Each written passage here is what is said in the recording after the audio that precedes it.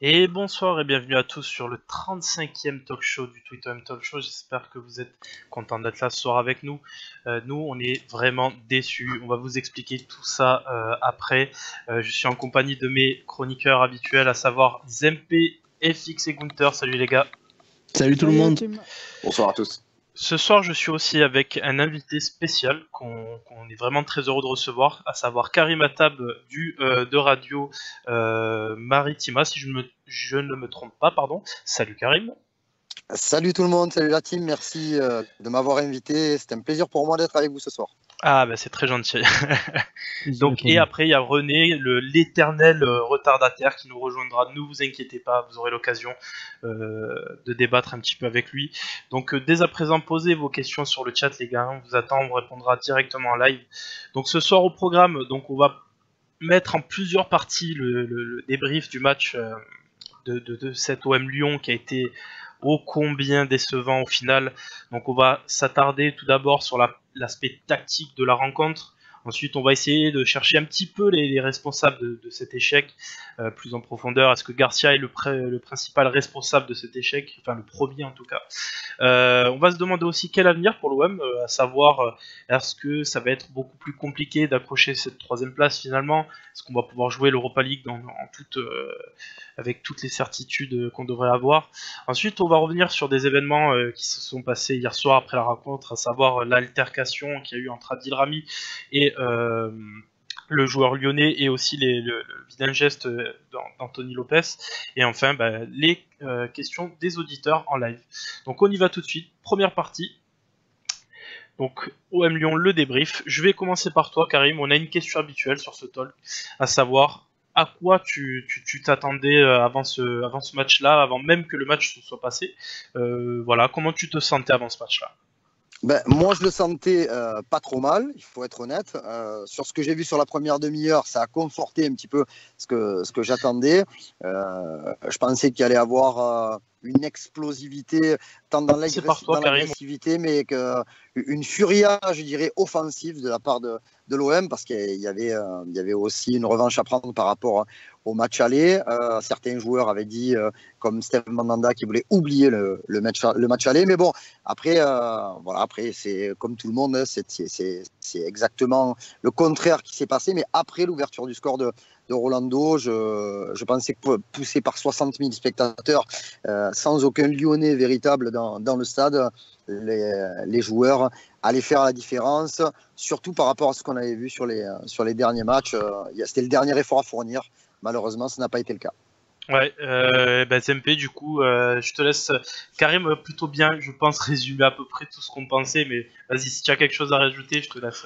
Ouais, c'est plutôt bien dit. Moi, j'étais plutôt confiant aussi. Je m'attendais quand même à un gros combat, à un match assez disputé, mais je pensais qu'on était quand même vraiment favoris, entre guillemets. Je pensais qu'on allait marquer assez rapidement et entre guillemets, gérer le match, qu'on n'allait pas être si inquiété que ça. Donc, j'étais plutôt confiant et très déçu. FX, est-ce que toi tu avais un avis un peu. Toi, je crois que tu avais un avis divergent, FX. Tu vas nous expliquer tout ça. Toute la semaine, je prends personne en traite au dernier moment. J'avais annoncé une défaite, une désillusion. Voilà, je le sentais pas du tout. La journée dantesque que j'ai eue le dimanche, d'ailleurs, elle m'avait fini un mauvais karma, donc ça a fait que confirmer tout ce que j'avais pressenti tout au long de la semaine.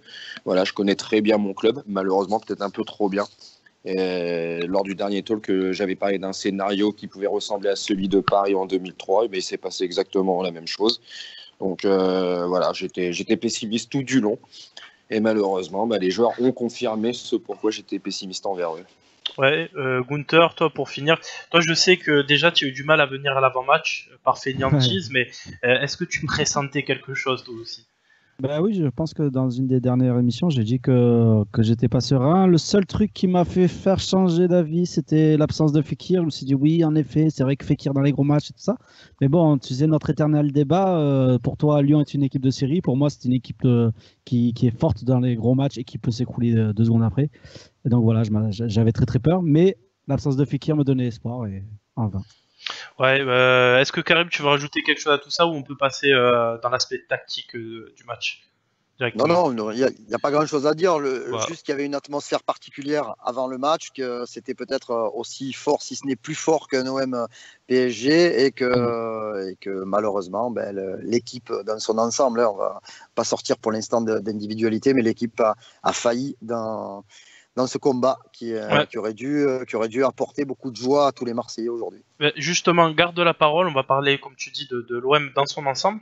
Est-ce que tu n'as pas l'impression que sur le plan tactique, cette première mi-temps, on avait beaucoup de ballons, notamment vraiment dès le début du match, mais ça c'était aussi commun à Paris, à savoir on a le ballon, mais ça se résume au final à une possession assez stérile dans l'ensemble. Oui, puisque bon, déjà ça jouait alors soit par des passes très courtes au milieu de terrain, des échanges très rapides, très réguliers entre Gustavo, Payet, Lopez, un triangle qui a pas trop mal fonctionné. Après, quand on cherchait vraiment des possibilités offensives sur les côtés, Thauvin avait beaucoup de difficultés en début de match avec Ferland Mendy, et ça s'est vu quasiment tout au long de la soirée. Germain a très bien démarré, avec des ballons souvent donnés en profondeur ou dans le dos de la défense, avec des duels qui auraient peut-être pu, si ça avait continué comme ça, amener un penalty pour l'OM, parce qu'il y a eu quelques accrochages aux abords et dans la surface de réparation, notamment avec ce diable de Marcelo. Mais bon, c'était une domination territoriale, mais sans se créer d'occasion. Et ce qui, moi, m'a donné de l'espoir, c'est que sur le 4e ou 5e coup de pied arrêté que l'OM a eu, parce qu'il y a eu des corners et des coups francs, il y a quand même eu le jeu de tête de Rami et on va dire la vista retrouvée momentanée de Rolando sur l'ouverture du score qui pouvait laisser présager d'une autre suite, mais malheureusement tout s'est éteint après ce premier but. Ouais, je vais passer la parole à Zemplé pour le coup. Comment tu peux expliquer comme ça que, en fonction de ce qu'a dit Karim, est-ce que toi tu as quelque chose de plus à rajouter sur ça, à savoir la faiblesse, notamment après la sortie de Sakai, de nos ailes des deux côtés? Est-ce que ça peut être une piste? Thauvin ou Ocampos, c'est vrai qu'on les a vraiment pas beaucoup vus offensivement. Je dis ça surtout pour Ocampos, mais il est passé complètement à côté de son match. C'est vrai que sur les ailes, on n'a pas trouvé de solution, mais en même temps, je trouve que Germain, on a eu vraiment beaucoup de mal à le trouver aussi. Karim parle du fait qu'on a beaucoup lancé en profondeur. Je pense que ça traduisait aussi une difficulté à jouer dans les pieds, à jouer court et juste. Donc je trouve offensivement, on a vraiment eu beaucoup de mal à mettre du lien là-dedans, parce que Payet était plutôt, il survolait un peu ses coéquipiers quand même, mais j'avais l'impression qu'il était vraiment seul. Après, je pense que psychologiquement, l'équipe, elle a eu un gros problème. C'était vraiment peut-être un complexe d'infériorité. Je sais pas, le fait que contre les gros, on n'y arrive pas, ça leur a trotté quelque part dans la tête. Mais c'était vraiment une faillite collective. Il n'y a vraiment pas beaucoup de joueurs qui sortent du lot. On peut décortiquer chacun individuellement. Je pense qu'on a quasiment à redire sur tout le monde. Et Mandanda qui nous maintient en vie dans ce match, l'équipe en deuxième mi-temps, c'est le chaos, quoi. Des chiens fous sur le terrain. Donc je pense qu'il y a eu vraiment un gros problème mental dans ce match-là. Moi. Ouais, je vais te poser la question, FX. Alors Dubadjo sur le chat nous dit: on domine le premier quart d'heure, on les épuise, on a 80% de possession de balle, on marque dans ce temps fort, si on marque dans ce temps fort, on va au bout, mais malheureusement on les a laissés revenir. Est-ce que c'est ce sentiment qui tu as l'impression qu'on les a vraiment laissés revenir dans ce match, FX? Non, on les a pas laissés revenir, c'est tout. C'est qu'au début, je pense qu'ils nous ont observés, ils nous ont laissé le ballon. On a fait un peu de ronronnement, parce qu'on ne s'est pas vraiment créé d'occasion sur le premier quart d'heure, si ce n'est une frappe de Payet qui marque 3 points pour un drop. Ensuite, non, Lyon a compris que c'était jouable, ils ont commencé à sortir, et à partir du moment qu'ils l'ont compris, ils nous ont tués. Même si on commence à marquer presque en début de cours de jeu, voilà, c'est tout. Tout le monde a été présent hier. Je suis obligé de revenir sur l'avant-match. Cette ambiance énorme. Je suis d'accord avec Karim. On était presque au-dessus d'un PSG, d'un Classico. Tout le monde a répondu présent. Mais les joueurs qui ont répondu présent aux supporters, finalement, c'est les Lyonnais. Ils ont fait le match qu'aurait dû faire l'OM. Et voilà, sur un stade à guichet fermé, il a manqué quand même 11 personnes. Et ces 11 personnes, ce fut nos joueurs. Donc franchement, non, Lyon a été au-dessus, clairement. Il y a juste le premier quart d'heure où ils ont fait un petit dos rond. Et après, ils ont compris c'était quoi l'intérêt du match, cette envie de gagner. Et le dernier but illustre l'envie de gagner. Parce que c'est, je crois, Lopez qui botte ce dernier ballon. Donc à partir du moment que c'est le gardien qui monte aussi haut pour envoyer la balle dans la surface, c'est que eux avaient vraiment envie de gagner. Nous, à aucun moment, on a senti cette, ne serait-ce que l'envie, quoi. Donc quand il n'y a pas d'envie, il n'y a pas de moyen. Et Gunther, je vais juste te poser, pour rebondir sur ce qui a été un petit peu dit jusque-là, on en parlait déjà depuis le dernier talk. Est-ce que tu sens que cette atmosphère, c'est vraiment le nouveau classique, entre guillemets, pour nous, hein, pour avoir un adversaire plus à notre portée? Et surtout, est-ce que tu n'as pas l'impression que cette pression qu'on met au stade, ça devrait servir aux joueurs, et pourtant ça les dessert? Ça me flingue, ça me flingue. Parce que justement, je suis sorti du stade avec la voix cassée, je sais pas si ça s'entend encore un peu. J'ai tout donné et franchement, je me dis que les joueurs, ils nous méritent pas en fait. Parce que là, franchement, l'ambiance, elle était juste incroyable au début du match. Tu parles un peu à chaud quand tu dis ça. Comment ça? Enfin, tu es encore un peu sur le coup d'hier, non? Parce que c'est un peu fort comme formule. Qu'est-ce que j'ai dit? Tu as dit les joueurs ne nous méritent pas. Ah non, les joueurs ne nous méritent pas. Tu as vu l'ambiance? Ah ouais, non, putain, mais je le pense pas qu'un peu. Ça, dans les grands matchs, on ne s'est jamais autant donné en tribune ces dernières années, à part le phénomène Bielsa là. Et quand je vois les mecs amorphes qui étaient sur le terrain, excusez-moi, on a fait une bonne entame. Et tu te lâches comme ça, c'est pas possible. Bref, début du match, j'envoie un message carrément à René. Ça m'arrive jamais d'envoyer des messages comme ça. Mais là, franchement, je me suis dit, putain, je suis deck pour toi, mec, que tu sois pas au stade, c'est énorme. Mais c'était le cas, il se passait quelque chose de magique en ce début de match. Même moi, j'étais complètement transporté, alors que pour moi, OM Lyon, ça reste, c'est rien à côté de Paris. Et ben, au final, je me rends compte que le stade est. Même en Jambouin, c'était incroyable. Tu as vu le premier but? Tout le stade sautait. Gagné jusqu'à Jambouin tout en haut. C'était magnifique. Et bref, enfin voilà. Et eux, qu'est-ce qu'ils nous le rendent comme ça? Alors là, Karim, c'était comment dire, le petit instant ultra passionné, tu vois ce que je veux dire, le mec qui est dans son virage. Est-ce que vous, d'un point de vue presse, est-ce que vous sentez cette chose qui s'est passée, à savoir, est-ce qu'il y a cette impression que le stade, les grosses ambiances ne servent pas l'OM, enfin aux joueurs en tout cas cette saison? C'est assez dur comme constat, mais voilà. Après, la grosse ambiance face au Paris Saint-Germain, elle a poussé l'OM à se dépasser. Bon, et on ne reviendra pas sur les circonstances de l'égalisation de Cavani à la 93e. Après, tu es mort. Mais il y a un dénominateur commun, c'est que tu prends toujours début en fin de match. Donc Cavani marque à la 93e, hier Memphis marque à la 90e. Important de dire qu'Anthony Lopez était là pour pousser son équipe, parce que Lyon ne venait pas pour jouer le match nul, ça ne les arrangeait pas, chose qui n'aurait pas été extrêmement reprochée, je pense, à l'OM si le score final avait été de 2 buts partout. Après, l'ambiance, moi, je suis mitigé par rapport à ce que vient de dire Gunther, c'est-à-dire que je pense vraiment que Paris, c'est un rendez-vous à part, parce que c'est le Classico, c'est quelque chose d'historique, mais aujourd'hui, tu ne luttes pas avec Paris. Tu luttes avec Monaco, mais Monaco, on va dire, un niveau supporter et compagnie, c'est bien inférieur. Par contre, la vraie lutte, elle est avec Lyon, je pense. Oui, justement, c'est ce que je te dis. Je m'en suis rendu compte au début du match, quand j'ai vu toute cette ferveur. Je me suis dit, ok mec, en gros, t'es dépassé dans ta tête. Maintenant, c'est sportivement, ça fait que on en est là. C'est aussi fort qu'un classico au final. C'est bien fait. Hein. On est d'accord pour dire qu'il y a un deuxième championnat, puisque Paris, Paris pour l'instant, avec l'argent investi, avec les joueurs qui forment leur effectif, est bien au-dessus, même si ils n'arrivent pas à prouver ça, à transformer l'essai en Coupe d'Europe, et ça fait plaisir aux Marseillais, j'ai bien l'impression. Mis à part Paris, tu as un championnat à 3, à 4, avec Monaco, avec Lyon, peut-être de temps en temps avec Saint-Étienne ou Bordeaux. Là. Mais là, le véritable intérêt de gagner ce deuxième championnat, hier, tu avais la possibilité d'écarter un nouvel ennemi héréditaire, l'Olympique Lyonnais, mais malheureusement, pour le public et pour le club, bien sûr, ça n'a pas été le cas. Ouais, je vais vous je lâche la dernière question pour cette partie-là. Après, on va rentrer un petit peu plus en détail. Mais à FX, est-ce que tu as l'impression vraiment, on n'a pas respecté Lyon dans le sens où on s'est dit que ça allait être une victoire facile et au final, on s'est fait un petit peu taper sur les doigts, FX. Forcément, là, tu poses la question à la mauvaise personne.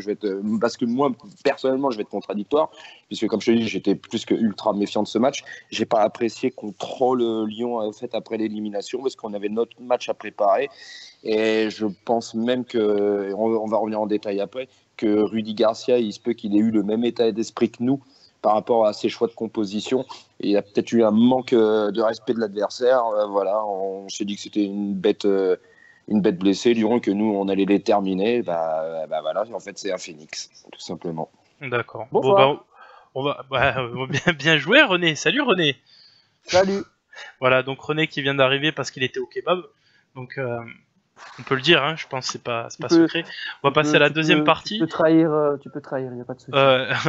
On va passer à la deuxième partie. Est-ce que Garcia, on peut se dire que c'est le premier responsable? Là, on va vraiment aborder le thème des joueurs et de l'entraîneur, tout ce qui s'est passé dans ce match plus précisément. Est-ce que on peut... Je vais commencer tout de suite avec toi, Zempe. Est-ce que Garcia, c'est le premier responsable de cette défaite au final? Le premier responsable, pour moi, les responsabilités sont vraiment partagées avec les joueurs. On peut lui reprocher quelques choix, on peut lui reprocher les choix, oui, justement. La préparation psychologique des joueurs. Je vois beaucoup de gens qui parlent de ça, mais c'est compliqué quand même de quantifier l'apport ou non de Rudy Garcia sur le moral de ses joueurs. On ne sait pas vraiment ce qu'il leur dit, ce qu'il fait avant le match. Moi, je parle de ce que je vois sur le terrain. J'ai vu beaucoup de gens reprocher le fait qu'on ait mis Lopez et pas Zambo. Je vois beaucoup de gens être content qu'on n'ait pas mis Zambo à cause de ses déclarations. Moi, honnêtement, pour un match comme ça, je l'aurais mis. Zambo, surtout pour faire assumer ce qu'il a dit en conférence, à la Provence. Il a dit qu'il voulait les exploser, donc tu le mets sur le terrain et tu le fais assumer ses propos. Mais c'était surtout pour la physionomie du match. Mais je pense que Garcia, moi, je ne lui en veux pas pour ça parce que je pense qu'il s'est dit qu'on allait avoir le ballon face au 4-3-3 lyonnais. Lopez, ça a bien marché contre Bilbao. C'était la forme du moment. Je peux pas lui en vouloir d'avoir voulu assumer le jeu de l'OM jusqu'au bout et de vouloir proposer du jeu. Après, c'est un peu sous-estimé Lyon parce qu'on sait que dans les gros matchs, Zambo nous a toujours fait du bien. On sait que notre force numéro 1, c'est de pouvoir proposer un combat physique à l'adversaire. Et c'est vrai qu'il a un peu négligé ça, peut-être par la bonne dynamique de l'OM actuelle et la mauvaise lyonnaise. Et ça, c'est quand même sous-estimer l'adversaire. Mais après, les joueurs, ils n'ont pas joué le jeu non plus. Donc, je pense que c'était encore plus compliqué. Je suis obligé de revenir dessus parce qu'en fin de compte, vendredi, dans le talk, j'ai bien dit qu'il y aurait quand même un problème Ndombele. Et en plus, Aouar, quand j'ai su qu'il était titulaire, c'est là que j'ai encore plus grincé des dents. Et à partir du moment et hier, ça s'est vraiment joué à ça. C'est-à-dire que c'est Aouar qui a mené la barque lyonnaise et remarquablement. Et Ndombele a toujours été derrière pour le mettre dans les meilleures dispositions possibles et inimaginables. Parce qu'il a eu une grosse activité.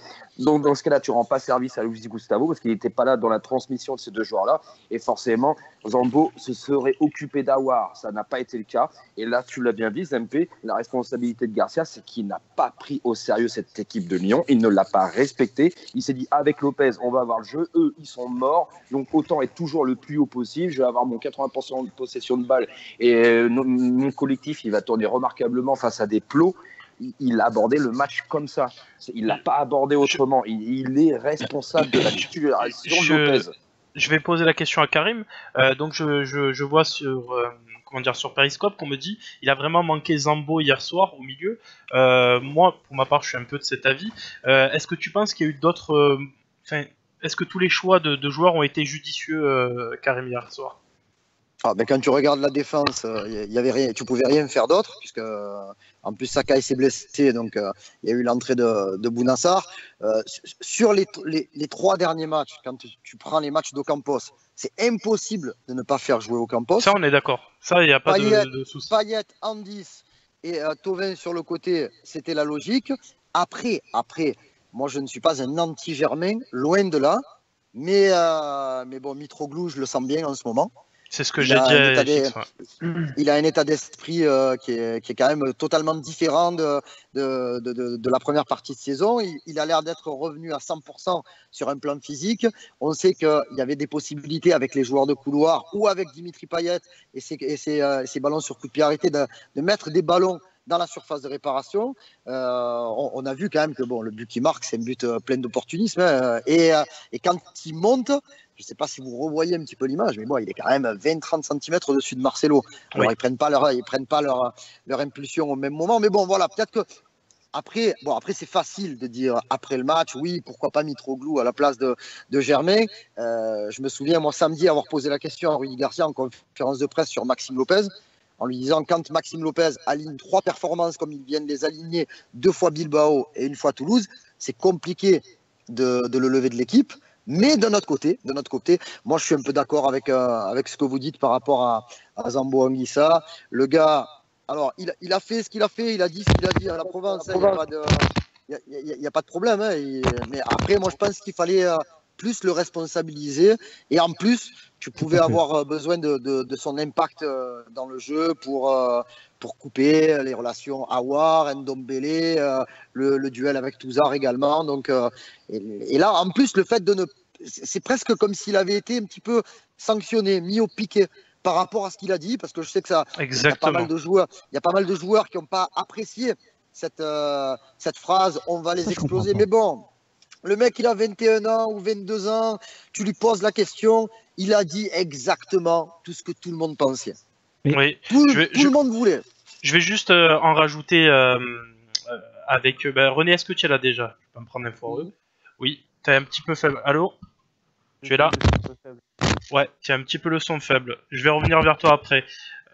Vas-y, essaye de... Un peu gênant en live, mais bon. Oula, ouais. Ouais. Bon, bah, en attendant, je prends une question. Ouais, vas-y, je vais te poser la question à toi, Gunther. Est-ce que Enfin, comment dire? On a surtout vu aussi que Zambo était capable d'être bon dans les grands matchs. On est d'accord avec ça. On l'a vu contre Paris, contre la débâcle même contre Paris sur les matchs retour.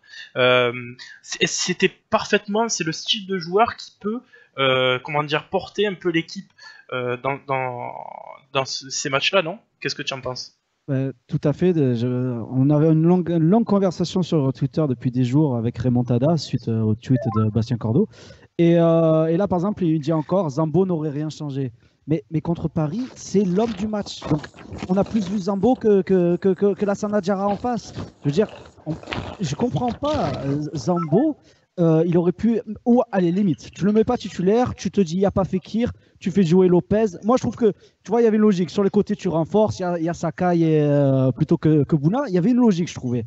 Mais en cours de match, tu le vois bien que tu prends l'eau au milieu, qu'il te faut une assise plus forte. Tu vois bien que Gustavo, il est dans le dur en ce moment. Je pense vraiment que Zambo aurait pu donner un second souffle à l'équipe en deuxième mi-temps. Et je comprends doublement pas cette mesure de Garcia de le sanctionner. Et je pense vraiment que c'est une sanction parce que Mandanda n'aurait jamais dit après le match, il n'aurait jamais repris l'expression de Zambo pour dire Lyon nous a explosé. Et je ne comprends pas toute cette histoire quand tu vois qu'avant lui, il y a eu des joueurs cadres, Payet, Rami, Germain, même Garcia a eu des pics envers le PSG. Et là, tu as Zambo, 21 ans, qui a, depuis le début qu'il a l'OM, le mec, c'est une patte en conférence, il est juste méga humble. Il dit une phrase, même pas. Mais, et là, il y a tout Marseille qui lui tombe dessus. La direction, l'entraîneur, les joueurs, qu'est-ce que c'est? Je comprends pas. Je pense que tu as raison sur ce sujet-là. Est-ce qu'on a récupéré René par hasard? 1, 2, test. Oui, c'est bon, c'est très bon même. Est-ce que tu penses, René, toi, je vais te lancer direct dans ce débat-là, j'ai lu sur Twitter, voilà, je vais reprendre quelques phrases que j'ai vues sur Twitter, des gens notamment qui parlaient de, du fait que les petites phrases de Zambo auraient relancé le Lyon. Est-ce que ça te paraît ridicule, je pense comme tout le monde? Mais il me semble que dans ce genre de match-là, c'est pas la première fois où il y a des déclarations qui se font. Donc pour moi, c'est oui, ok, ça a peut-être mis la rage au Lyonnais, mais de lire certaines choses comme quoi on doit se taire et puis plus à agir sur le terrain, je suis pas d'accord. Moi, j'aime bien cet esprit de cet esprit de guerrier de Zambo de sortir ce genre de phrase. On veut pas des joueurs aseptisés, on veut des joueurs qui ont de la gueule, de la tchatch. Et non, moi, j'ai trouvé que ce qu'il avait dit, c'était bien. Est-ce par contre, j'ai cru comprendre qu'il aurait été sanctionné de ne pas avoir joué. Enfin, ça, je sais pas. Si c'est le cas, c'est con. Parce qu'on s'est privé d'un bon élément qui tourne bien pour le moment. Donc, mais je trouve que c'est beau. Voilà, c'est encore une fois, c'est symptomatique. C'est une grosse polémique pour pas grand-chose. Si on avait effectué un match accompli, on n'en parlerait déjà plus. Et à la limite, on aurait mis Zambo sur un piédestal. Mais là, il faut trouver des boucs émissaires. Et puis voilà, ben, il a ouvert sa gueule et ça lui retombe dessus. Je trouve ça un peu dommage au final. Ouais, on va pas revenir sur un joueur qui n'était pas là hier soir. On va essayer d'aller un petit peu plus loin. Il y a comment dire, il y a J13 sur Twitch. Je vais te poser je vais te poser sa question à toi, Karim. Il a dit: j'ai trouvé Amavi totalement hors sujet hier. C'est inquiétant, sachant qu'on perd Sakai. Qu'est-ce que tu lui réponds? Hors sujet, je trouve que c'est un peu fort, mais ce qui est sûr, c'est que Jordan Amavi a plus le même rendement que lors de la première partie de saison. Depuis sa blessure, c'est blessure musculaire après le match de Valenciennes, il a quand même du mal à retrouver véritablement le rythme. Offensivement, il n'arrive pas à aller au bout de ses actions. Et défensivement, ben, il y a quand même certains clients qui le bougent. On l'avait souligné contre Bilbao avec Iñaki Williams. Hier, il a fait ce qu'il a voulu. Hein. Que ce soit Traoré ou Ndombele quand il doublait dans son couloir, ben, ça faisait quand même pas mal de dégâts. Alors bon, oui, il faut qu'il retrouve son second souffle et que peut-être à un moment donné, s'il n'a pas retrouvé tout son potentiel physique comme il l'avait, comme ce qui avait fait en sorte que Deschamps l'appelle pour la convocation des matchs du mois d'octobre, je crois, il faudrait peut-être plutôt s'atteler à bien défendre d'abord et ensuite à s'envoyer sur les contre-attaques parce que pour l'instant, défensivement, c'est moyen. Offensivement, ça n'apporte pas tant de choses que ça puisqu'il n'y a pas de passe D depuis quelques temps. Donc, ouais, il est un peu dans le dur, Jordan Amavi. Est-ce que tu penses, je garde la parole très rapidement, mais est-ce que oui ou non, ça peut venir du manque de concurrence, tu penses, ou ça peut venir d'ailleurs? Non, le manque de concurrence, non, parce que, qu'on le veuille ou non, le fait qu'il y ait eu la rotation Sakai-Sarr avec Sarr à droite et Sakai à gauche, ça instaure une petite concurrence. On sait que Jordan Amavi ne peut pas jouer tous les matchs. Après, c'est sûr que si tu prends Bedimo ou le jeune Christopher Roquia, pour l'instant, c'est pas au niveau pour pouvoir venir concurrencer. Patrice Evra était pas super sur un plan sportif, mais avec l'aura qu'il avait et la place qu'il prenait dans le vestiaire, Garcia était obligé de le faire jouer de temps en temps. Et c'est vrai que je me souviens de la phrase de Jordan Amavi la veille du coup de sang de Patrice Evra à Guimarães. Je lui dis, moi je suis pas titulaire du tout à l'Olympique de Marseille. On se partage là. Là maintenant, il a vraiment un fauteuil pour pouvoir jouer tous les matchs ou presque. Et c'est vrai que malheureusement cette blessure musculaire, parce que bon, il faut pas non plus tout lui enlever, mais je pense que le fait de s'être arrêté un mois au plus mauvais moment de la saison, quand les terrains sont gras, quand il fait pas bon, que tout ça pour revenir, tu essaies de compenser vraiment pour. Ouais, bien sûr qu'il faut du temps, comme il a fallu du temps à Mitroglou pour revenir à peu près à un niveau acceptable. Donc il ne faut pas tirer non plus. Et à Marseille, on a du mal avec cette notion de prendre du temps. Hein. Ouais. C'est clair, bien sûr. Hein, le temps, c'est de l'argent, comme on dit à l'OM. De toute façon, et c'est dur de pouvoir passer ces périodes-là et se dire qu'on a quelques semaines pour reprendre son meilleur niveau. Il faut être d'attaque tout de suite. Il y a Energizer sur le chat qui dit: est-ce que Garcia, qui a tendance à beaucoup pleurer sur l'arbitrage, déteint sur les joueurs? Tovin et Amavi on fait que ça tout le match, à tomber au moindre contact, ne pas se relever et pleurer auprès de l'arbitre. Zempe, est-ce que tu peux répondre à ça, s'il te plaît? Je sais pas, Garcia il fait un peu ça pour protéger les joueurs aussi. Moi j'ai l'impression, je l'ai toujours dit, c'est quelque chose qui m'agace un peu chez lui, mais je le vois un peu comme ça, une sorte de bouclier. Voilà, j'ai un petit peu comparé, mais c'est limite de la caricature avec Olas. Il y a besoin de quelqu'un dans le club qui prend un petit peu de pression, qui va au charbon auprès des arbitres, etc., à la place des joueurs. Donc moi je pense que Garcia il fait ça, que ça n'a pas un gros impact non plus sur les joueurs. Thauvin, c'est vrai qu'il a toujours eu cette petite cette petite habitude de se plaindre un petit peu dès que ça va pas comme il veut. Il est frustré assez souvent quand l'équipe marche pas, tout ça. Mais je pense que ça n'a rien à voir avec Garcia et que c'est pas quelque chose qui leur inculque dans le vestiaire d'une façon spéciale ou quoi que ce soit. Je trouve ça plutôt bien, un entraîneur qui prend la défense de ses joueurs, qui les expose pas et qui prend les coups par rapport à ses joueurs. Je trouve ça plutôt bien. On lui reproche beaucoup ça. Moi, je suis pas d'accord du tout avec ses reproches. En fait. Je vais juste te lancer sur un truc, René. Alors ici, dans ce talk, nous, on a très très rarement critiqué pour critiquer Rudy Garcia. C'est arrivé qu'on le fasse en début de saison, notamment parce qu'il était critiquable. Mais par la suite, on a vraiment reconnu qu'il avait fait du bon boulot. Avant tout, est-ce que les gens regrettent, René, le fait qu'on n'ait pas de match référence face au gros cette saison, et que ce qu'on retiendra surtout, c'est ce match, quoi, forcément. C'est ça, en fait. Ce match hier, il arrivait vraiment à point nommé. Tu joues un Lyon qui est moribond, qui est privé de son meilleur élément. C'est le dernier match face à un top 3 de la saison. Nous, de notre côté, on carbure bien. On vient de se qualifier en Europa League. Lyon vient de se faire éliminer, avec un entraîneur qui en plus est relativement décrié, donc tout était mis en place pour qu'on fasse quelque chose. Le public s'était mobilisé. Enfin voilà, il manquait plus que la cerise. Et voilà, les joueurs sont passés totalement à côté. Donc oui, la défaite fait très très mal mentalement. Voilà, ça fait tâche. Si on se qualifie si on finit podium, je ne vais pas dire si on se qualifie pour Ligue des Champions parce que ça c'est un peu des comptes d'apothicaire, mais si on fait top 3, ça fait un peu tâche de faire un top 3 sans avoir un match référence. Comme j'ai dit hier, on fait 2 sur 18 contre Paris, Monaco et Lyon. Ça fait un peu tâche. C'est un peu décevant et le match d'hier fait très très mal, oui, effectivement. Bon, est-ce que quelqu'un veut rajouter quelque chose, parce qu'il faut qu'on avance un petit peu sur le sujet, mais est-ce que vous voulez cibler un joueur qui vous a paru en dessous en particulier? Je veux bien. Vas-y. Ouais, voilà. Je veux bien. Non, moi, ça serait plutôt Bounassar, puisque je suis le représentant officiel de la team Bouna. Fais vite, parce que c'est Thauvin, je pense qu'il faut en dire un mot quand même. Et Rami. Ouais. Voilà. Mais quand même, parce que Bouna, mine de rien, ça a été la bonne surprise de la saison, grosse progression et tout ça. Et là, il rentre, tout le monde a senti que c'était pas un match pour lui, que défensivement, ça fait un moment qu'il n'y est pas dedans. Et ça, c'est exactement ce qu'on a vu. Et je commence à flipper, à me dire que ça y est, on a vu le maximum de Bounassar et que peut-être qu'en effet, il faudra s'en débarrasser.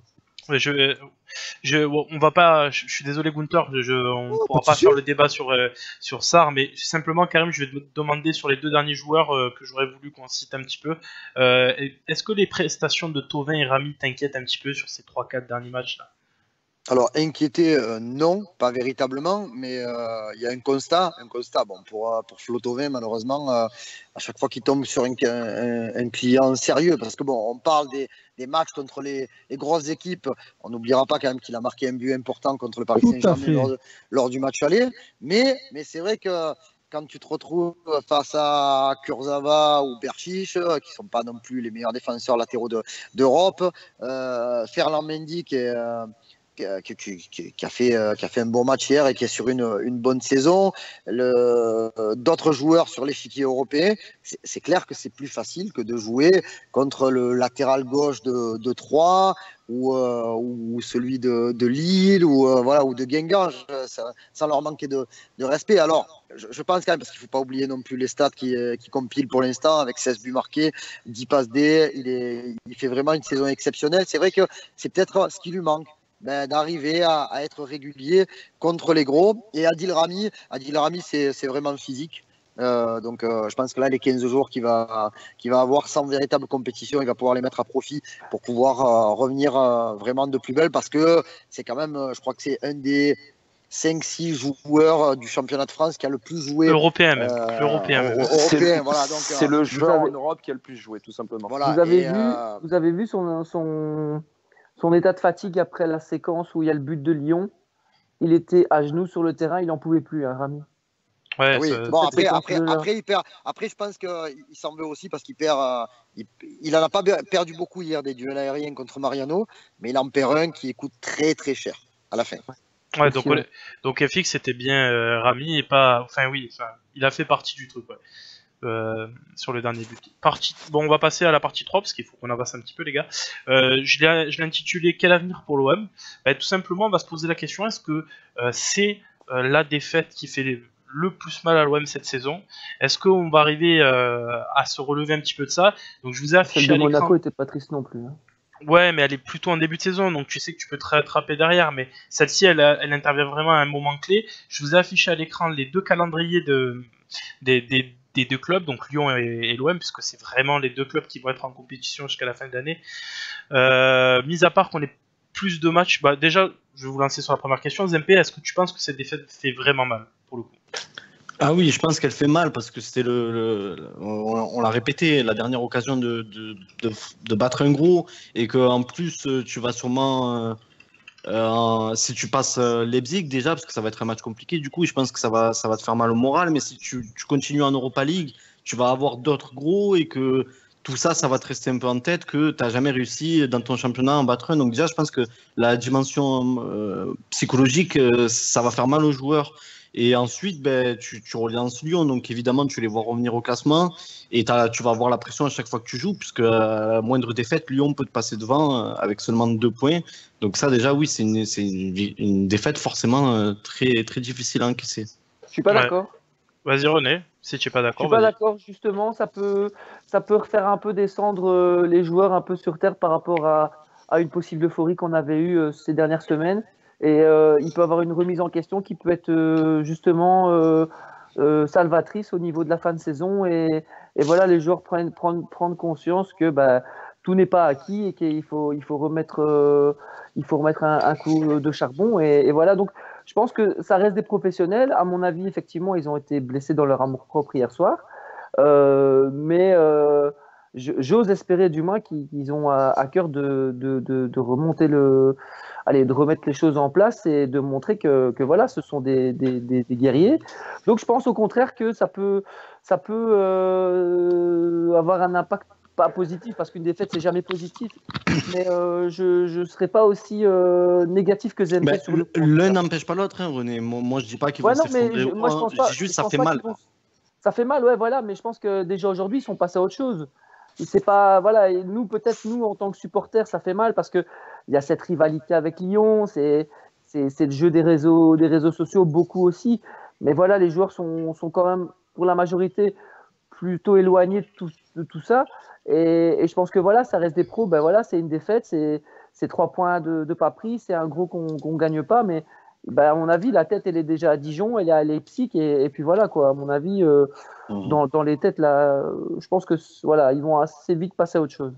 Karim, je vais te lancer sur le truc. Est-ce que tu penses déjà que vraiment sur le sprint final, on peut dire qu'on y est quasiment là, est-ce que le calendrier de Lyon peut les avantager vraiment, et le fait qu'ils aient bien évidemment moins de compétition? Le seul avantage que Lyon a, c'est de ne plus jouer de compétition européenne. Par rapport, je comprends les deux états d'esprit. Zempe qui dit que ça fait très très mal. Bien sûr que ça fait très très mal. C'est une défaite qui compte. Ça confirme que contre les gros, t'as du mal. Je pense que ça peut compter par rapport à un éventuel gros match de Ligue Europa. Après, il faut pas oublier, les gars, que en championnat, derrière le Paris Saint-Germain, l'OM est l'équipe qui marque le plus de points contre les équipes en dehors du top 4. Donc il y a d'un côté, bien sûr, non mais je veux dire, il y a cette culture de la non-gagne contre les gros, et ça arrache tout contre les moins gros. Et quand je regarde le calendrier, franchement, les 2 plus grosses affiches, elles sont au Vélodrome, sur le papier bien sûr, contre Montpellier et contre Nice. Après, il va falloir aller se coltiner. Il va falloir aller se coltiner les déplacements à Angers, à Troyes, à Guingamp. Quand tu vas jouer contre des équipes qui vont jouer leur survie, ça va pas être facile non plus. Mais moi, je suis persuadé que l'OM va réussir à relever la tête, à marquer le nombre de points nécessaires pour garder cette 3e place. Et tout à l'heure, on parlait, oui, la 3e place, elle donne aucune assurance véritable, sauf qu'à partir de la saison prochaine, les 4 premiers en Italie, en Espagne, en Allemagne et en Angleterre ne passeront plus par les barrages. Ouais. Donc tu seras tête de série et tu vas jouer automatiquement contre une équipe un petit peu moins huppée. Et si le projet est ce qu'il doit devenir, logiquement, tu devras avoir une équipe pour pouvoir passer logiquement contre une équipe de niveau inférieur. Mais bon, pour revenir sur le calendrier, moi je pense que même si Lyon a l'avantage de ne pas jouer la Ligue Europa en cette fin de saison, même s'ils auraient aimé, puisque la finale se joue au Groupama Stadium, je pense que l'OM a vraiment de quoi aller chercher un minimum de 20 points sur 24. Moi, je suis très optimiste au niveau du championnat. FX, est-ce que tu es là, de toute façon, déjà? Est-ce qu'on t'entend? Bien sûr. Vas-y. Est-ce que tu penses, comme Karim, est-ce que ça a déjà été fait de se qualifier comme ça pour des coupes européennes en ne gagnant que contre les petits? Parce qu'au final, cette année, le championnat, ça aurait été que ça. Tu retires les 3 premiers, les 2 premiers et Lyon, et tu récupères tous les points sur les petits. Est-ce que c'est sur ça que ça va se jouer? C'est super fréquent en fin de compte. Avec Elibo, on est allé jouer la Ligue des Champions et carrément obtenu la 2e place exactement dans ce cas de figure-là. Ensuite, je rappelle toujours que Manchester City avait été champion en 2012-2013 en ne battant aucun Big Four. Donc, non, bien évidemment. Mais après, je me demande si on n'est pas aussi victime quelque part inconsciemment d'un manque d'ambition. On a tendance à oublier que si nous avions gagné hier, c'était pas pour foutre Lyon à 8 points de nous et se contenter de cette 3e place. C'était pour chasser Monaco. Mais bien, parce que dans 2 semaines, Monaco va à Paris et on a complètement aussi oublié ce cas de figure-là. C'est que la 2e place, elle était plus qu'à notre portée. Moi, j'en avais rien à foutre de foutre Lyon finalement à 8 points de nous. Et il y avait autre chose aussi, FX. Podium à la 2e place, quoi. Il y avait autre chose, FX, c'est aussi, tu peux jouer en sachant que tu n'es pas chassé derrière, tu peux jouer aussi ta Coupe d'Europe plus sereinement. Aussi, on peut se le dire. Bien évidemment, tu te soulageais beaucoup de pression.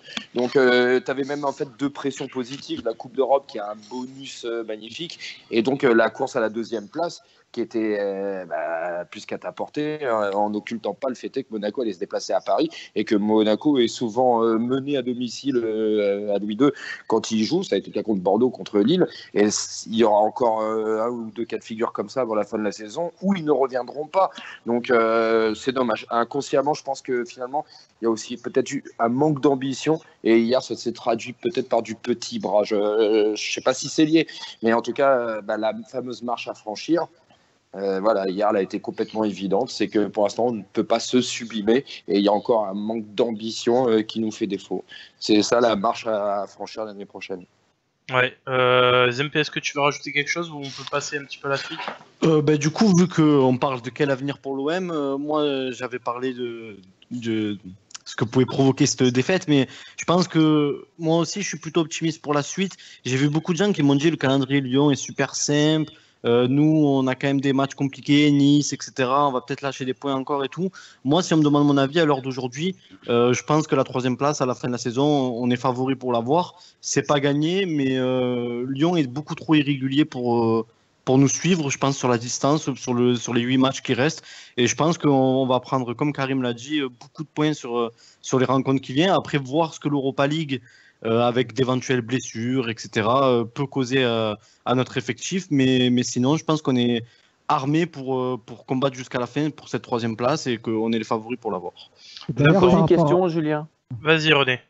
Si d'aventure le match à Leipzig, le match aller se passe mal, est-ce que tu penses qu'au match retour, on fera tout pour faire quelque chose ou bien on se dira, écoute, tant pis, Alors, un exploit, ça va être compliqué. De mon point de vue, ouais, j'ai compris ce que tu veux dire, mais de mon point de vue... Parce que j'ai regardé Leipzig hier jouer face au Bayern. Bon, voilà, le match, il était totalement tronqué. Le Bayern a totalement déjoué parce que voilà, la victoire leur a porté le titre et ils n'avaient certainement pas envie de gagner le titre à l'extérieur. Leipzig a fait tourner quand même pas mal. Néanmoins, Leipzig, c'est vraiment costaud. Ça joue super vite. Et quand même, moi, j'ai une crainte quand je vois le manque de rapidité de notre défense et le manque peut-être de créativité et de fraîcheur par moment.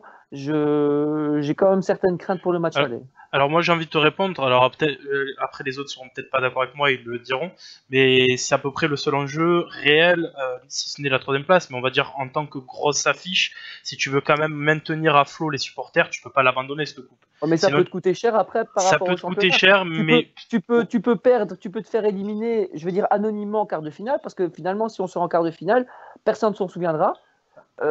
Et tu peux terminer 4e. Je vais juste te rappeler que en Coupe de France on perdait 2-0 contre Paris et il y a des gens qui ont reproché à Garcia d'avoir fait tourner. Donc imagine ce que ça va être en Coupe d'Europe si tu ne le joues pas à fond. Au final tu y es, joue-le quoi. Et sur un malentendu tu fais une remontada. Là c'est trop tard pour l'Europe pour essayer de faire tourner. Ah oui, parce que à partir des 8e, à partir du moment où on s'est qualifié, qu'il y a eu un minimum d'engouement, c'est foutu. Dans la tête des gens, c'est revenu. L'Europa League, c'est cool. 3-0 à Leipzig, je suis pas certain que ça. Il y a une remontada, souviens-toi, il y a certaines équipes dans le championnat de France dont je ne citerai pas le nom, ils se sont pris un 6-1, enfin tu vois, tout peut arriver. Donc il suffit d'y croire, enfin je sais pas. Après quand on voit l'état d'esprit de Garcia par rapport à cette compétition, quand on voit à 3 jours de match comme contre Lyon, où tu as Thauvin alors qu'il revenait de blessure, Payet qui sont alignés au Campos, Lopez qui enchaîne avec Gustavo, Rami et la titularisation de Mitroglou. Franchement, honnêtement, peu de gens auraient misé sur une composition d'équipe telle que celle que Garcia a choisie à Bilbao, alors qu'il y avait quand même 2 buts d'avance au match aller. Je pense vraiment qu'il va mettre un point d'honneur pour jouer l'Europa League jusqu'au bout. Après j'entends bien sûr, tu prends 3-4-0 à Leipzig, mais si tu prends 3-4-0 là-bas, c'est que logiquement, ils sont plus forts que toi. Il n'y a pas photo. Dites-moi si je me trompe, mais Lyon avait quand même pas avait fait tourner pas mal quand même en Europa League. Ouais, mais ils n'ont pas respecté l'adversaire, je pense, à un moment donné. Non, mais je veux dire, et Karim soulève quelque chose d'intéressant, c'est que nous, peut-être que la belle performance de jeudi et notre qualification nous a coûté cher hier soir aussi. Oui, mais c'est certain. Mais tout ça, découle de quoi? Mais ça était plus frais hier soir. Ça découle de quoi, René?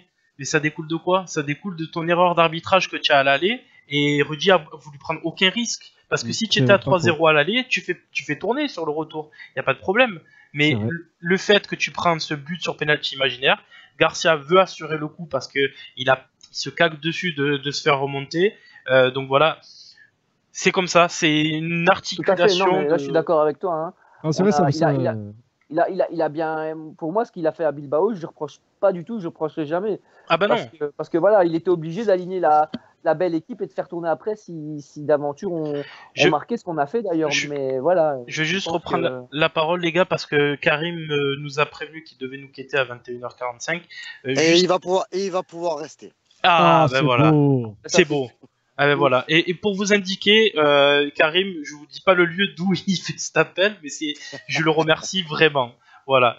Parce que pour pas gêner chez lui, il est pas chez lui. Tout le plaisir est pour moi. Merci beaucoup, Karim. Justement, Garcia, je vais te poser une question un petit peu choc peut-être. Mais est-ce que tu penses que Garcia a réellement envie de briller dans cette compétition aussi pour se montrer à lui au final?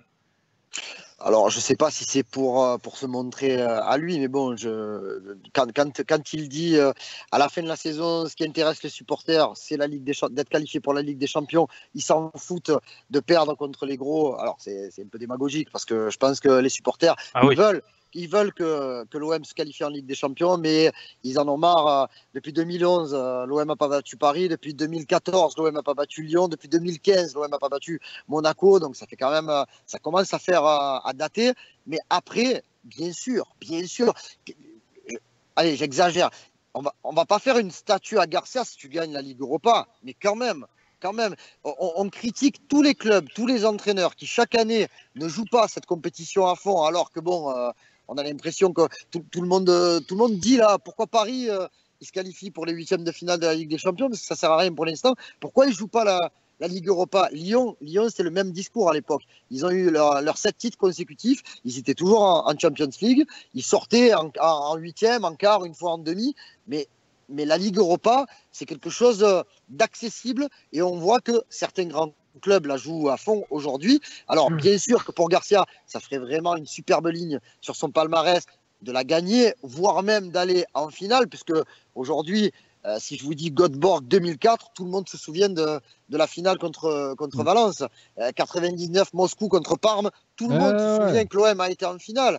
Et pour Garcia, bien sûr que c'est une ligne sur un palmarès, même si tu la gagnes pas, mais tu as fait une campagne exceptionnelle. Alors bien sûr que son ego, sa carte de visite, on sait que depuis qu'il est passé par l'Italie et la Roma, quand même, il se situe au-dessus de certains entraîneurs français, à tort ou à raison.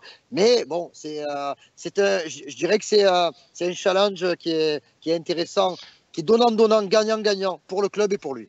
Et si tu tapes Leipzig, bah, tu auras tapé un gros qui vaut largement un Monaco ou un Lyon, hein, entre nous. Ouais, non, mais dans le public, ce sera pas vu. Ah bah oui.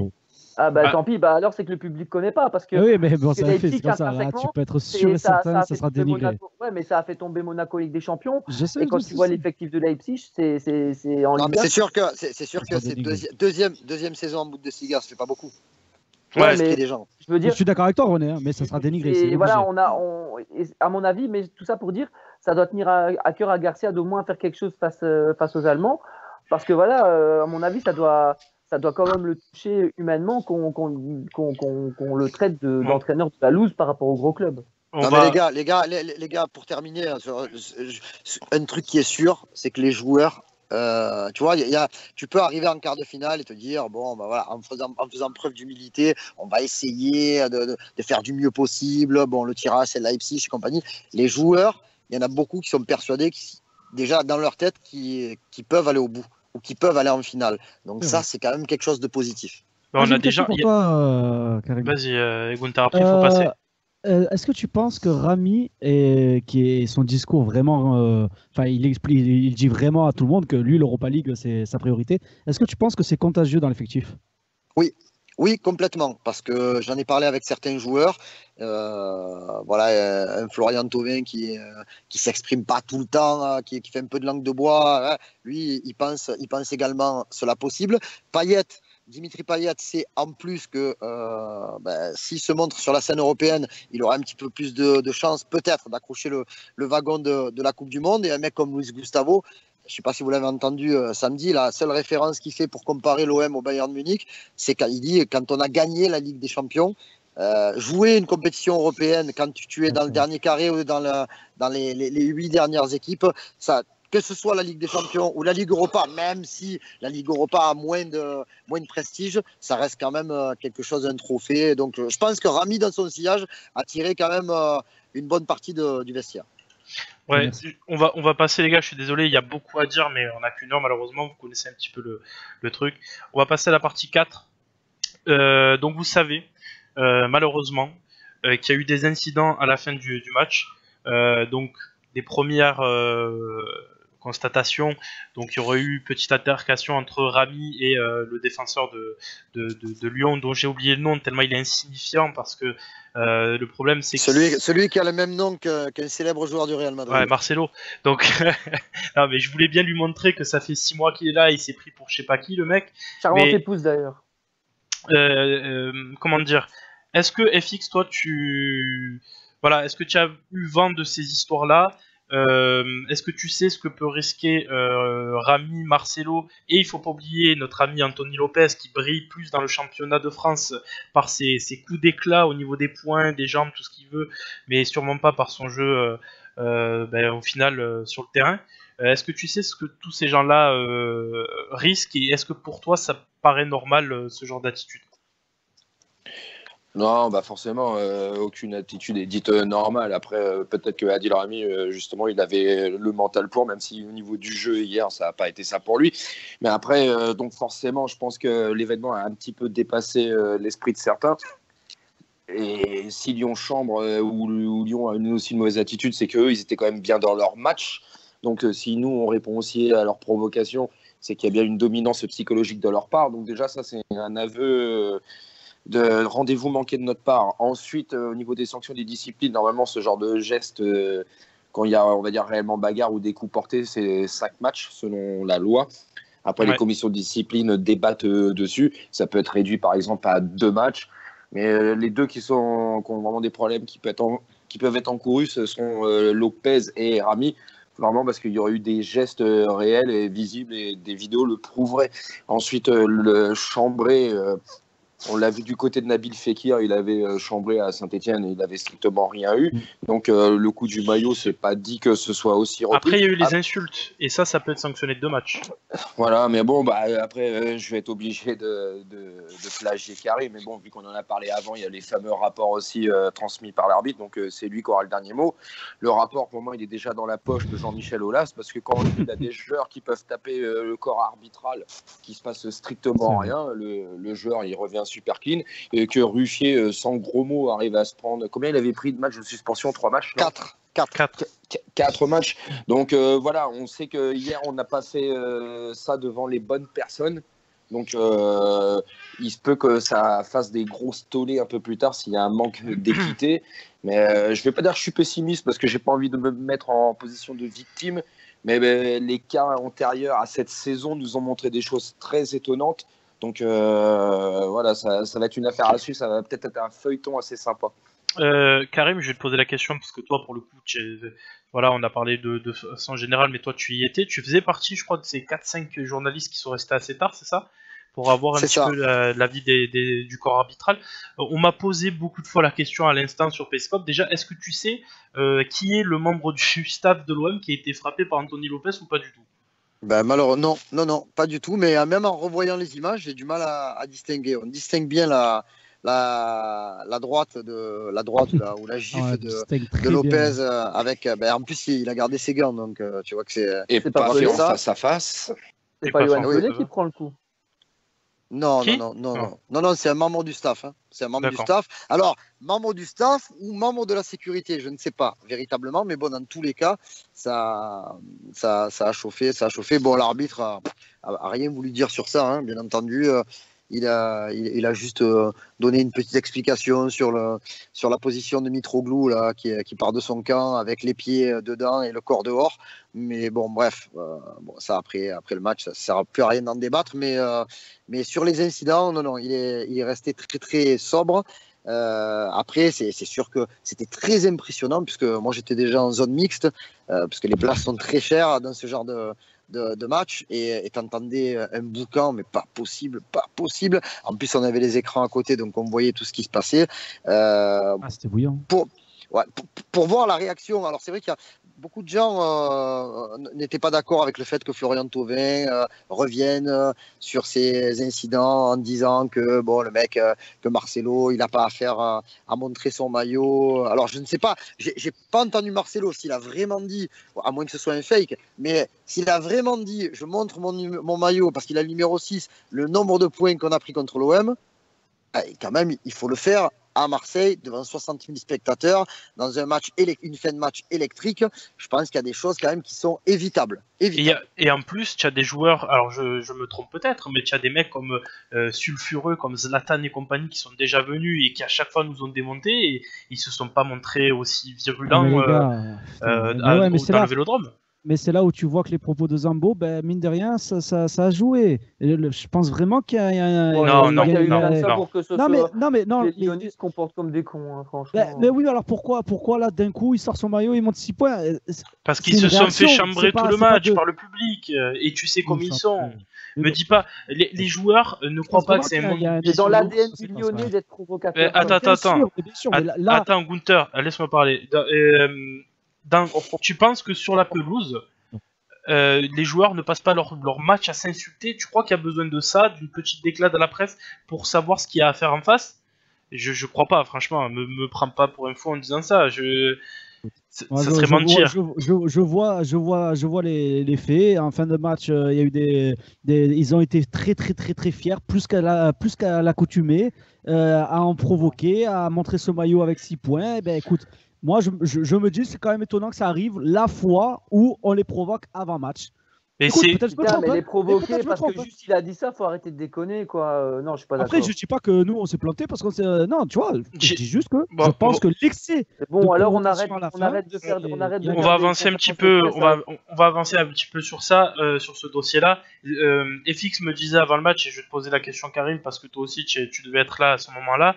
Je sais pas si c'était d'ailleurs en direct du stade ou pas, mais est-ce que tu as trouvé comment tu as trouvé les déclarations de Jean-Michel Aulas après le match là-dessus, et comment tu as trouvé les non-déclarations de Jacques-Henri Hérault là-dessus après le match? Bon, après, de toute façon, on est habitué que Jacques-Henri Hérault ne passe jamais en zone mixte. Il est passé une seule fois depuis le début de la saison, c'était lors des barrages de la Ligue Europa après le match contre Domjalé. Et en plus, j'étais là donc hier quand Jean-Michel Aulas est arrivé. Donc, il a donné au départ une explication, une analyse, je dirais, assez douce. Accident. Ouais, c'est bon, vas-y. Ouais, j'ai éliminé le problème. Ça va, ouais. Une analyse assez propre en disant que Lyon avait bien réagi, qu'il comparait ça par rapport au match de jeudi contre le CSKA. Après, par contre, sur les incidents, il a quand même chargé à fond sur Adil Rami et même il charge des gens qui bossent pour la sécurité de l'OM, alors que bon, il semblerait que, vu les images qu'on a vues, il n'y a rien de la part de la sécurité de l'OM. Ils ont fait leur max. Après, ils ont fait leur max pour éviter que ça parte en sucette encore plus. C'est ce que tu veux dire. Voilà, oui. Et après, tu pouvais rien faire de plus, je pense. Exactement. Moi, après, là où Aulas, il est exceptionnel comme président, c'est quand il a la question sur est-ce que vous serez supporter de l'OM en Ligue Europa, et qui dit qu'il a beaucoup d'amis à Marseille, qu'il rêve, voilà, je le cite, je rêve que l'OM vienne gagner sa deuxième Coupe d'Europe au Groupama Stadium, et je peux vous le dire, tout Lyon, si Marseille est en finale de la Ligue Europa, tout Lyon sera derrière l'OM. Non, mais tu prêches inconvaincu. Ouais, tu prêches inconvaincu sur le fait que Ola c'est exceptionnel en com, et quand on pense que c'est des dérapages, je ne pense pas que l'homme soit adepte. Par contre, c'est sûr que Jacques-Henri Hérault n'était pas là hier. Ouais. Je vais revenir quand même sur un point et sur la puissance de Jean-Michel Aulas. Ça s'est encore vérifié hier soir, comme ça se vérifie maintenant depuis pratiquement 15 ans, 20 ans avec l'hégémonie lyonnaise. Il y a Lopez. On sait que ce mec-là est un monstre. Anthony Lopez, à aucun moment il a eu son champ qui partit des tribunes. Par contre, Jean-Michel Aulas, c'est systématique. C'est lui qui va prendre toute la tollée antipopulaire lyonnaise du Vélodrome.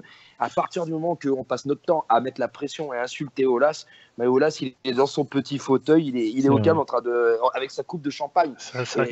Et c'est lui qui prend tout. Et les joueurs sur le terrain hier, ils ont été tranquilles à part les sifflets à l'échauffement.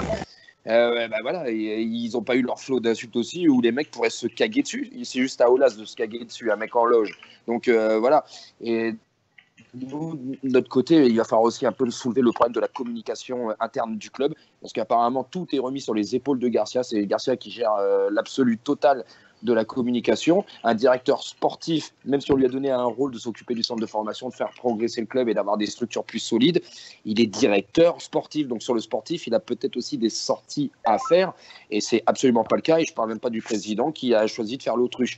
Donc c'est quand même assez terrible notre situation au niveau de la communication à Marseille. Elle est triste, elle est vraiment triste et inquiétante. Ouais, Zempe, je vais te lancer là-dessus. Est-ce que tu penses que ce manque de communication de GHE, au final, augmente cette attitude d'inquiétude qui règne, le fait que beaucoup de supporters soulèvent le fait que notre président ne nous défend jamais au final? Ben ouais, mais je pense qu'en fait le problème c'est que GHE il est vraiment pas sur la même longueur d'onde que les supporters ou que les chefs de groupe de supporters ou en général, et qu'il a compris que quand la com ne plaisait pas, il s'en prenait plein la gueule et qu'il préfère faire son petit bout de chemin dans son coin et demander l'avis de personne. En fait, je pense qu'il est un peu dans cette attitude-là maintenant. Pour lui, le principal, c'est de proposer une équipe sportive cohérente, un projet cohérent, une qualification en Ligue des Champions. Et pour lui, les supporters sont là pour mettre de l'ambiance, regarder, et rien d'autre. En fait, enfin, lui, c'est pas le personnage qui va consulter ou des choses comme ça. Donc je pense que le problème, c'est que c'est lui qui doit faire le premier pas sur certains sujets, et que tant que ça ne viendra pas de lui, ça va être compliqué. Mais tant que ça suit sportivement et qu'il n'y a pas le feu au Vélodrome, comme on a pu le voir en début de saison, peut-être des fumigènes par protestation ou des banderoles qui lui plaisent pas, je pense que bon, pour l'instant, il va pas se plaindre. Hein. Personne ne lui dit rien et lui il dit rien. Gunther, je vais finir là-dessus sur une phrase de GHE. Est-ce que tu penses qu'il pratique à fond le truc dire c'est faire rire et faire c'est faire taire au final? Bah, j'ai marqué ça sur le chat en rigolant, mais peut-être qu'en fait, tout simplement, ouais, c'est ça. Peut-être tout simplement, il se dit, bon, ben, peut-être qu'il apprend aussi. Écoute, franchement, je ne comprends pas. Des fois, je le trouve top en com, et je me dis, ah, il a tout d'un futur grand. Et puis, des fois, ses absences, j'arrive vraiment pas à comprendre. Donc, je sais même pas quoi te répondre tellement. Il y a un poisson rouge qui nage dans mon cerveau. Là, je suis complètement paumé sur le débat JHE. Je sais plus quoi penser du personnage et de sa communication. Bon, pour finir, petit mot de Karim peut-être là-dessus. Est-ce que tu penses vraiment que, comme a dit Zempe, il veut vraiment prouver les choses petit à petit et qu'à défaut, enfin, pour pas trop glisser sur certains points, ben, il préfère s'abstenir? Oui, je pense que c'est l'idée qui transpire. Après, il faut pas oublier qu'il y a eu des petites joutes verbales sur Twitter avec Jean-Michel Aulas à la fin de l'année. Mais est-ce que c'est pas un peu orchestré, ça? Bah, peut-être, hein, parce que Jean-Michel Aulas semble apprécier véritablement JHE comme il appréciait Vincent Labrune alors qu'il a insulté plusieurs fois, traité de guignol et compagnie. Mais bon, après, ouais, je suis d'accord avec cette posture de Jacques-Henri Hérault. Après, je me dis, il y a quelques fois où il faut sortir et aller en première ligne un petit peu, que ce soit pour une fois de temps en temps. Je dis pas de le faire tous les mois, hein, mais une fois par trimestre, quand il y a des problèmes avec les suspensions, les fermetures de virages. On a une semaine très très importante, les gars, parce que jeudi, le cas de l'OM sera étudié par l'UEFA par rapport aux incidents qui sont passés à Bilbao. Mais en plus, il y aura normalement jeudi, si la date n'a pas changé, l'étude du match OM Bordeaux, où il y avait eu pareil des fumigènes. Ça risque d'être... Petite info des virages.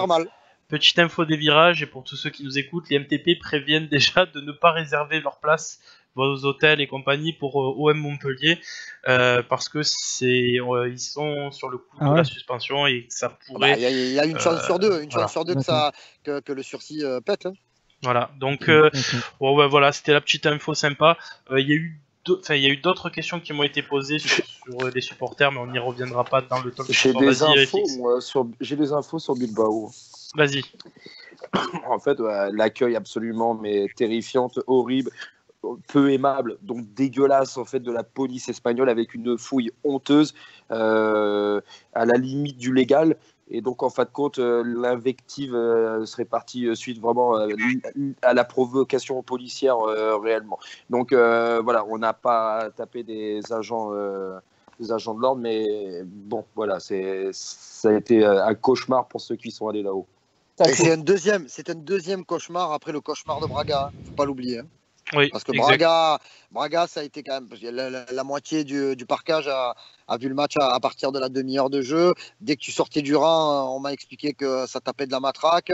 Donc là, après les journalistes espagnols en conférence de presse avant le match disaient quand même que l'OM qu'ils assimilent. Alors, leur appellation à eux, ce sont des ultras, pas en référence au commando Ultra 84, mais dans un sens général. Ils disent que les supporters marseillais ont vraiment, vraiment très mauvaise réputation en Europe. Ouais, c'est normal. Après, en même temps, quand tu sais, certaines presses, notamment plus parisiennes, quand tu as certaines presses qui essaient de se renseigner un petit peu, tu vois un peu ce qui se passe aussi, Karim. Je pense. Exact. Après... Bon, on va passer là-dessus, on est vraiment en retard. On va prendre 5 minutes de questions, les gars. Donc j'envoie les questions et vous répondez, voilà, tout simplement. Question de Remontada. Je la pose à toi, Zempe. Qu'est-ce que tu penses de Luis Gustavo en ce moment? Est-ce que ça t'inquiète, ses prestations? Posez vos questions aussi, sur Periscope. Hein. Allez-y, les gars. Moi, non, je ne suis pas particulièrement inquiet pour lui. Je pense qu'il a un contre-coup assez logique et assez visible physique. Je pense aussi que le fait qu'il joue moins avec Zambo, je crois que c'est FX qui en a parlé, ça lui manque parce que Zambo commençait à vraiment lui être utile, à le décharger de beaucoup de travail laborieux. Et je pense que voilà, avec Lopez, il force un peu plus au moment où il ne faut pas qu'il force plus et que la trêve va lui faire du bien. Je ne suis pas inquiet. Après, je te dis pas qu'on va revoir le Gustavo magique qu'on a eu pendant 2-3 mois parce que peut-être qu'il était au top du top, mais je pense que pour la fin de la saison, il sera opérationnel et toujours très utile. Question, on va enchaîner, je suis désolé les gars, on va vraiment enchaîner parce qu'on est en retard.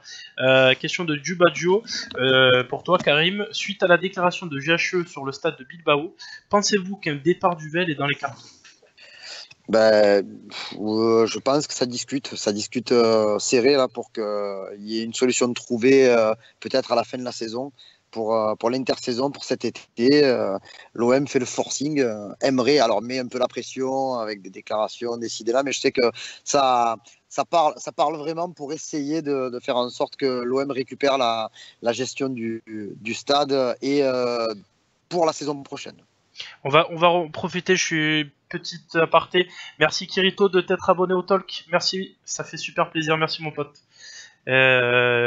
N'hésitez pas les gars pour soutenir un petit peu le talk, faire comme Kirito et comme Doc Pepper. On mettra le nom de ceux qui se sont abonnés. Pas de soucis en fin d'émission, sur les prochaines émissions. Question de Kirito justement, personne qui vient de s'abonner. Pour René, est-ce que tu penses qu'on peut la gagner cette Europa League? Bah oui, on peut la gagner, évidemment qu'on peut la gagner. On est dans les 8 dernières équipes qualifiées. Oui, ça va jouer sur une double confrontation. Comme j'ai dit tout à l'heure, je pense que l'équipe aura à cœur de sortir une grosse prestation. Garcia certainement. Donc oui, je pense qu'on est à même de la gagner. Il y a quand même pas mal de grosses équipes qui sont passées à la trappe. Évidemment, l'Atlético Madrid fait figure d'épouvantail, mais je pense que voilà, sur un match aller-retour, on doit avoir peur de personne de toute façon. Donc oui, on a un pourcentage de possibilités, certes pas énorme, mais il faut tenter le coup à fond et tant qu'on y est, tout est possible. On va remercier Doc Pepper qui a offert un abonnement au talk à Remontada. Merci Doc Pepper pour avoir offert un abonnement à Remontada. Il n'y aura plus de raison de ne pas venir, voilà, tout simplement. Donc c'est pour Remontada, vu que tu sais pas trop, tu nous soutiens grâce à Doc Pepper et donc du coup, voilà, c'est très gentil à lui. Alors, si vous êtes... dernière question qu'on va prendre aujourd'hui. Si vous êtes en finale, contre qui voulez-vous jouer cette finale, FX? Bon, peu importe, je veux la gagner. Donc après, mets-moi qui tu veux, c'est pas un problème. Faut gagner, faut battre. Tant qu'à faire l'Atlético. D'accord. Oui, voilà. Arriver en finale contre l'Atlético, parce qu'on aura battu l'épouvantail, et que 2, même si on perd, on est quand même enfin, si on finit 3e en Ligue des Champions. Allez, ouais, et puis comme ça, Griezmann verra déjà un peu l'ambiance de son futur club. Quoi. Moi, désolé les gars, si on est en finale, j'ai pas envie de me taper l'Atlético. Alors, on va avancer les gars. Je prends la dernière. Je prends la dernière vraiment. Pour Karim, question de Dubadio. Pensez-vous qu'un craquage total est envisageable si on est éliminé en EL et qu'on finit 4e? Non, je pense pas parce que bon, non. Déjà, je pense pas que ce soit l'issue de la fin de saison, mais bon, après tant d'espoirs qui sont nés en championnat et en Europa League, c'est sûr que ça peut avoir des conséquences difficiles, mais un craquage complet, non. D'accord. Bon, en tout cas là, pour ce talk, je pense qu'on a répondu à un maximum de choses. Nous, on va faire un petit break pendant la trêve internationale pour modifier 2-3 choses. Juste pour profiter que Karim soit là, tu as 2-3 minutes pour faire ta pub sur Radio Maritima. Vas-y, je te laisse présenter un petit peu ça pour que les gens suivent un petit peu. C'est sympa. C'est une radio plutôt généraliste où il y a de la musique et de l'information. On n'est pas le média le plus puissant, loin de là, qui tourne autour de l'Olympique de Marseille, mais on va dire sans prétention. J'ai quand même de bonnes relations, que ce soit avec les joueurs, le staff et compagnie, et ça peut aider de temps en temps pour avoir des infos. On arrive à faire des entretiens individuels. Il y a des choses quand même assez sympas qu'on peut retrouver à la radio et sur le site maritima.info. On a une télé aussi qui est disponible sur les box. Donc il y a pas mal de choses, même si on est à Martigues, où il fait très bon vivre. On va dire que on reste quand même un média très proche de l'OM et on essaie d'être là le plus souvent possible puisqu'on fait tous les matchs à domicile et quasiment tous les matchs à l'extérieur, la campagne européenne. Alors quand je dis c'est vrai que c'est moi qui assure tout le suivi OM, mais c'est vraiment. Tu es le journaliste détaché pour Radio Maritima. Et n'oubliez pas, les gars, c'est à chaque fois Karim qui pose la première vraie bonne question, puisque c'est la première question à chaque fois en conférence de presse. Voilà, n'oubliez jamais. C'est gentil. Voilà. Nous, en tout cas, on va aussi remercier nos partenaires, à savoir Exafoot et faire le compte sur Twitter. N'hésitez pas à le suivre, les gars, c'est le championnat des pronostics. Zempe, qu'est-ce que tu as fait ce week-end? Dis-nous que tu as gagné quelque chose. Qu'est-ce que tu veux que j'ai gagné? J'ai pronostiqué 3M pour l'OM, hein, tu le sais très bien. Voilà, donc Zempe, tu représentes pas, tu vas finir même pas la sur remontada. Voilà, rien du tout.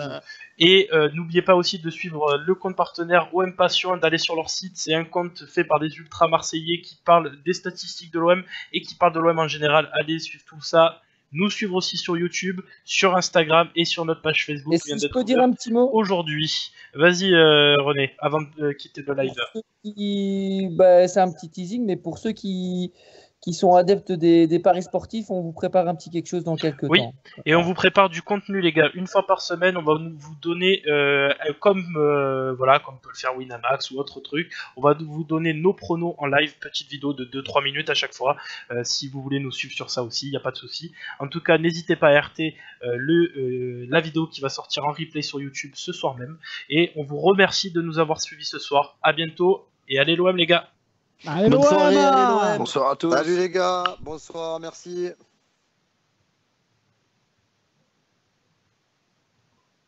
L'argent lui ouvrirait les portes sur un ciel azur aussi facilement que ses tournevis ouvrent celles des voitures. Le grand standing et tout ce dont il a envie, ça passe mieux quand tu portes un job.